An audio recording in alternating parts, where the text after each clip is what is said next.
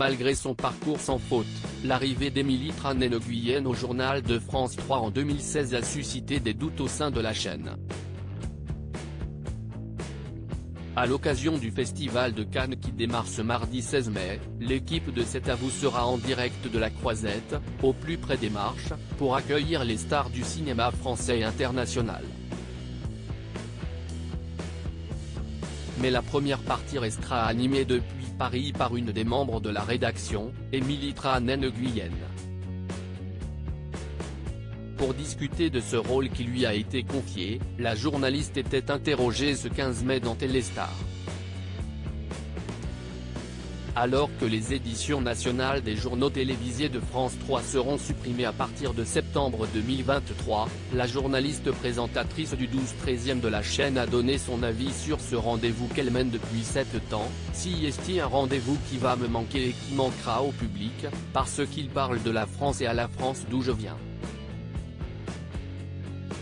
Pour moi, l'après reste à écrire mais le champ des possibles est immense.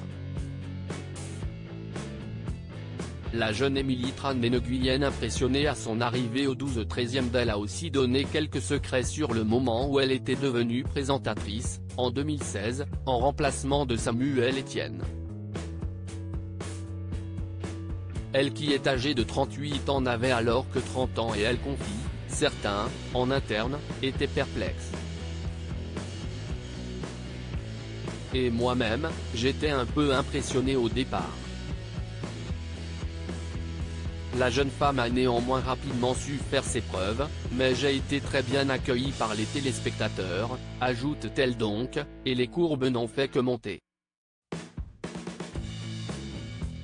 Depuis 2020, Émilie Tranès-Nguyen est aussi chroniqueuse dans C'est à vous où elle a commencé en tant que responsable de la rubrique 5 sur 5 avant de poursuivre avec une nouvelle chronique de son propre cru.